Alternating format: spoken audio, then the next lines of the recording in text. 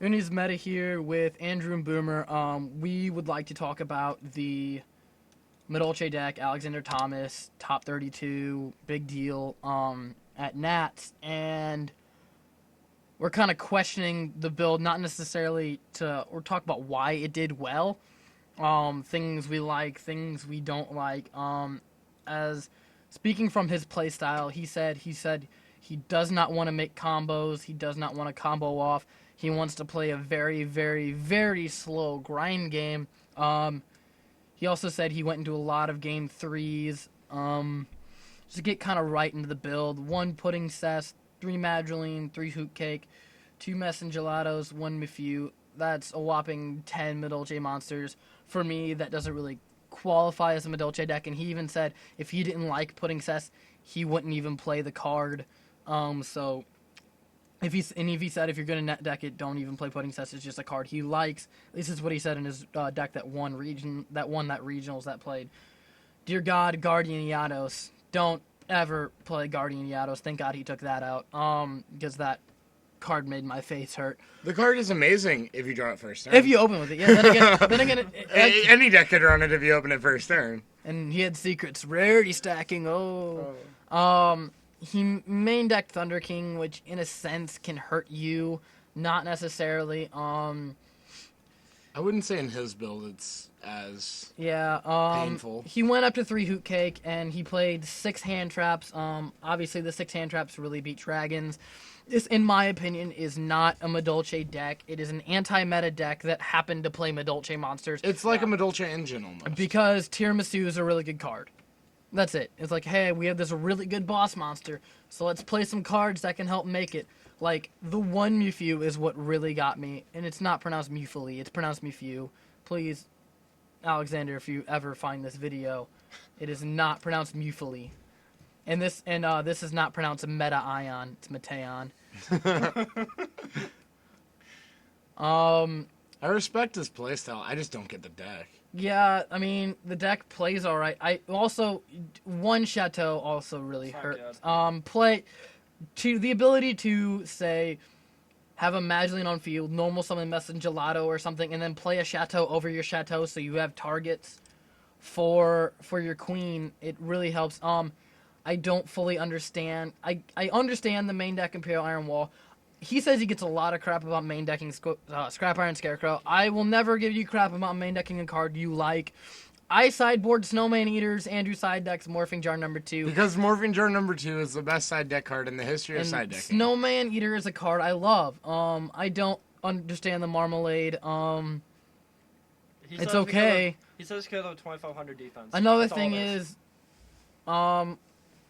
this message pops up again. I'm gonna destroy my freaking computer. This card is awful. We've tested this. We've tested Pudding Cess.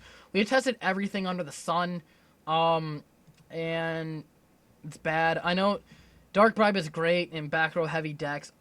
This number here, this number 15, is what really scares me. It's completely not necessary.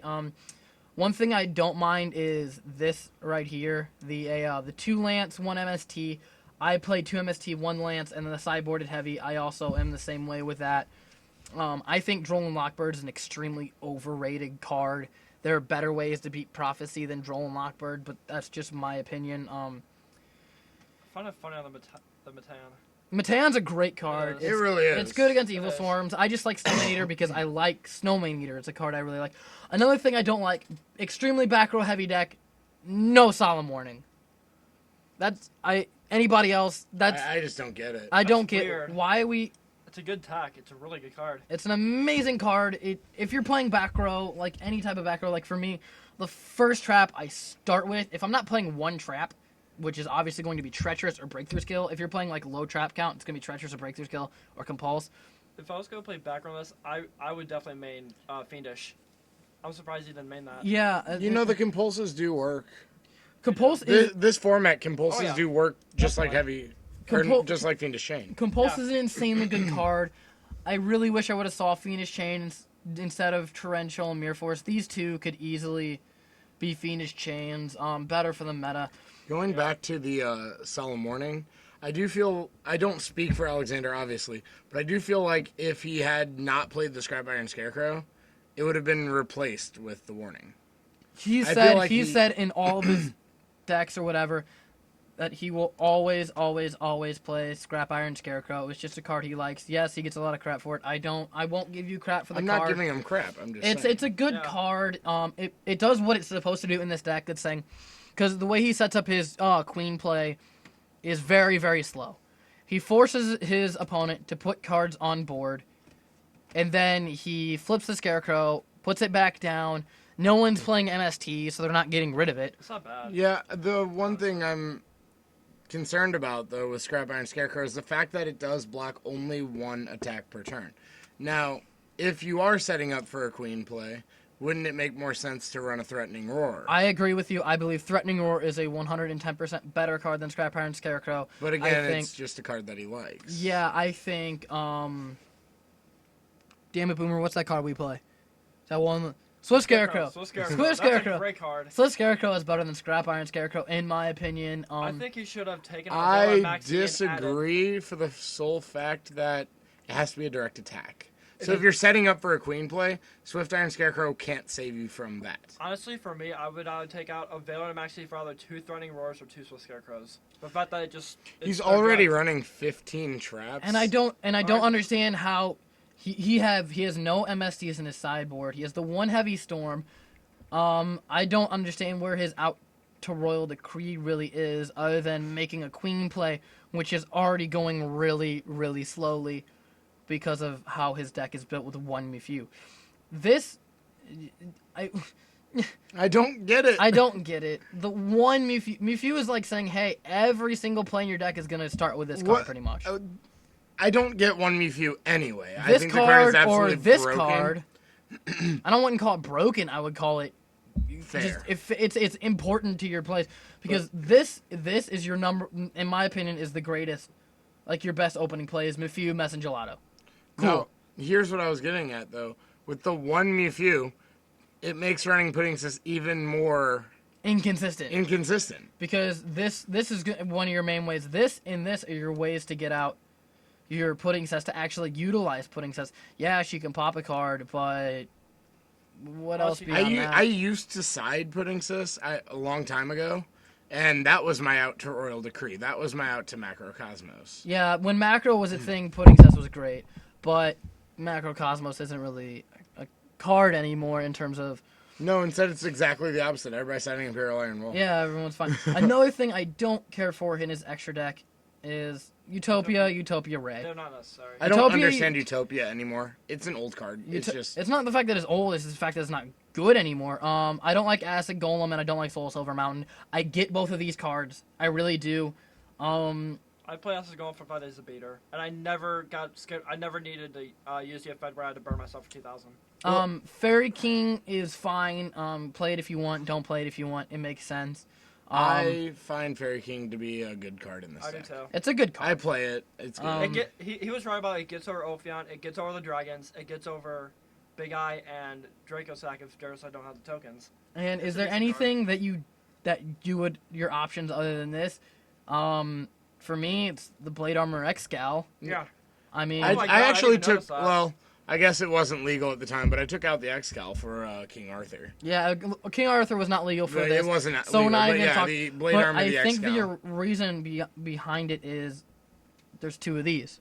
Yeah. That's it. There's 2 of these. There's no instant fusion, so there's no speed. He's talking about how he wanted to make his deck faster, and with adding in Palooza.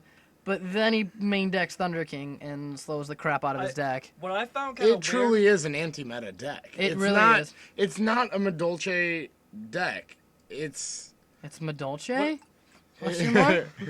It's Madolche anti-meta. I guess that's the way I could put it.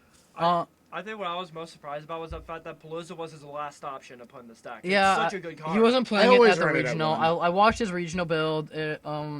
No, with the volume off, because, well, that kind of hurt.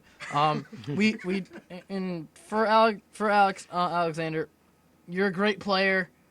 We understand this. Congratulations on your top 32, man. To see someone playing a deck that even if there is barely any Madolches, I understand that when you're playing Rogue, you gotta tech the deck out. Don't be afraid to tech your deck. Don't be afraid to tech your deck. Shout out to Hugo Underground. Shout out to our friends in YGO Underground. Those guys are awesome. Give them a sub. And overall, it's not our play style. It fit what he wanted to play, and he's the one who did well at Nats, and we all have. I would have beat him if I could make my way up to Chicago, but that's a challenge, by the way. If you're ever in Missouri, go to Yeti. I'll play you. The thing is like we all have like jobs and stuff like that, and getting anywhere is really, really difficult for us. But Did you have your invite?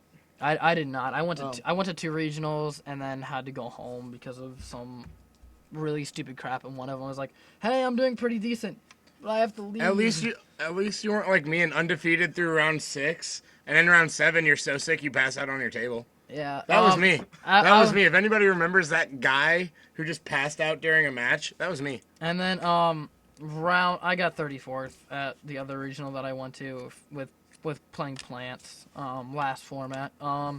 But yeah, we're not gonna talk crap behind a computer screen at a guy who clearly did better than us. That's not us. We congratulate you on all your doings. We just wanted to talk about your deck, what you played, what we played, what we find different, and even if you're only playing 10 Madolche cards, you're playing a style of a deck that we love. Yeah, so thank you very much for doing well, and if you get offering ban, I'm going to come and kill your family. Thanks for watching, guys.